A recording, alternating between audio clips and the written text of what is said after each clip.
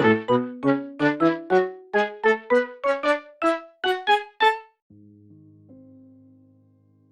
everyone and welcome back to my channel, and in today's video I am doing something a little bit different from what I normally do. If you've been following me for a long time, you know that I quite enjoy children's illustration or just general illustration, and I do quite a lot of realistic animals.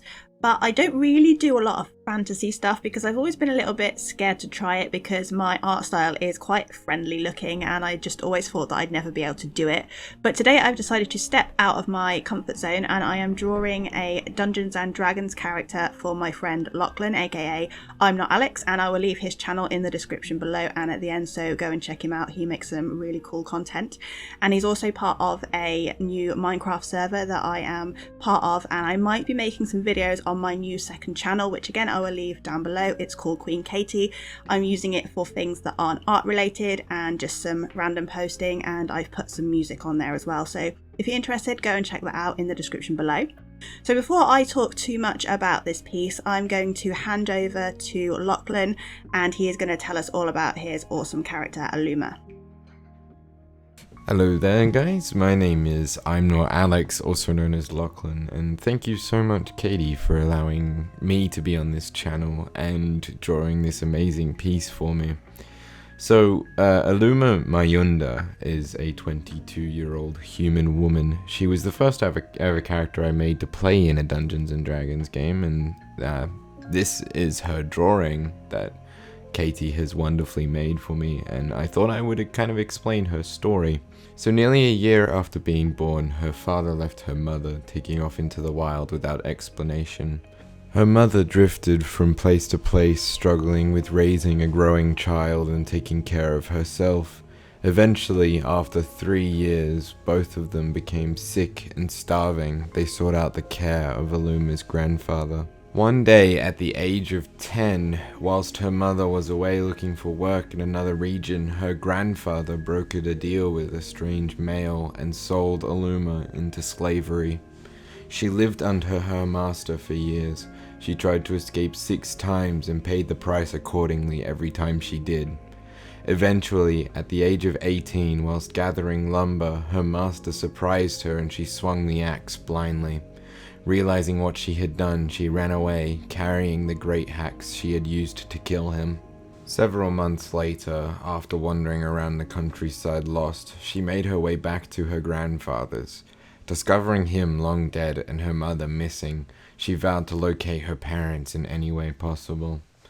She wandered the country for 3 years, eventually finding a lead that her mother may have gone to the country of Eldaria to track down her father. Boarding a boat, she left her home country for the first time ever.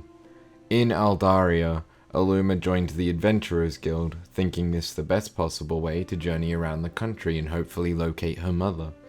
After being given the difficult task of locating 5 dragon bone weapons, she and her new adventuring group traveled from one end of the country to the other. After getting into many glorious fights and losing some of her companions, Aluma eventually learned of her mother's death at the hand of a dragon. Scared, confused, and angrier than ever, she finally located her father. Without having a proper avenue to direct her feelings around, she directed everything towards him, hating him more than anyone in the world. She told him to leave and that she never wished to see him again. On the eve of her birthday, the group was invited to a meeting of the higher-ups of the country. She managed to reconcile with her father, admitting she missed him and hoped he would train her. This would be her last words. After stepping through a portal, the group encountered a large ancient dragon. They retaliated furiously, but Aluma became weakened and unfortunately was killed as she tried to defend her friends. This was where her story came to an end, but her legacy is passed on, and I'm so thankful to Katie for this amazing drawing. She's just done very well with it. Thank you again. Have a good one, guys.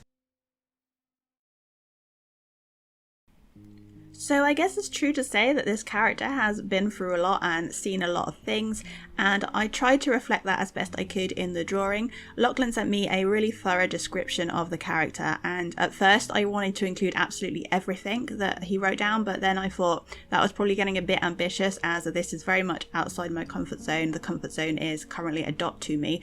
I thought that I would just focus on a few things, and rather than do a full body image like ready to launch into battle, I just did a half body, and I think that worked out really well because I was able to get the details in, like the cuts on her face, the details of the sword, and also really work on my own kind of anatomy, because I don't really like drawing people as much. I'm not as good at it as I am with animals or more kind of children's illustration people, so I decided to really go for it with this piece, with the kind of facial features and getting her to look quite angry. I think the description that Lachlan sent, he said that she was snarling, and that was quite tricky for me to do, and I do think that this is probably one of the most unfriendly pieces that I've ever drawn. So I did this piece like I normally do with markers. I used some Bristol board, and I used my last piece of Bristol board doing this, so I was very thankful that it didn't go wrong, so that was good. I used my light box, which you saw at the beginning. I sketched it out on some A4 printer paper first, and then used my light box, which is what I normally do, use some fine liners. I put quite a lot of detail into the hair when I was inking it, but then when I used my markers over the top, that kind of got a little bit lost, but I think it still works out okay. And then I use my Copic markers and Spectrum Noir markers and Pro markers, because I say this in every single marker video for the last few months that I really need to buy some refills for my markers, and that's still true, so I'm having to mix my brands and try and find tones that match from across all my brands, but I will eventually buy some refills for my markers. But I have a Prussian blue refill, which is the most important. And speaking of Prussian blue, because I can't do a marker video without talking and fangirling over Prussian blue, I use Prussian blue quite a lot in the background. I wanted to do like a galaxy epic style background, and also I did the background first, which is not what I normally do. I normally do the person or the figure or the focal point of the artwork first and then do the background, but this time I did the background first, and I think it's a really good way to do a piece of art, and it's something that I'm going to continue to do, because the background isn't a second thought or a I just need to finish this piece off so I'm just going to colour it randomly. It becomes much more part of the piece. So anyway, back to Prussian blue. I ended up using Prussian blue in the hair as well, because she has black hair. I did use black, again, something I don't normally do because I have it ingrained in me not to use black by my old art teacher. But I used black in the hair and in the cloak, and I used Prussian blue to kind of highlight parts of the hair so it wasn't completely flat, and I think this worked well. So she kind of has a cosmic blue hair, which is a pretty cool colour hair to have. And I added a couple of things. So I added a cuff to her arm because I was struggling to draw the wrist, so we'll just hide it because that's a great artist technique. We just hide things that we can't draw. And I added a ring as well, just to give a little bit more kind of dimension to the hand. But overall, I'm really, really pleased with how this came out, and I'm really pleased with the fact that it's very different to what I normally do, and I'm so pleased that I did it. So thank you so much, Lachlan, for letting me draw your character. Must have been quite scary to let someone else draw your character, but yeah, thank you for letting me do it. And I'm gonna try and do some more fantasy pieces from now on, maybe draw some more Dungeons and Dragons characters, or just do some more fantasy art, if that makes sense.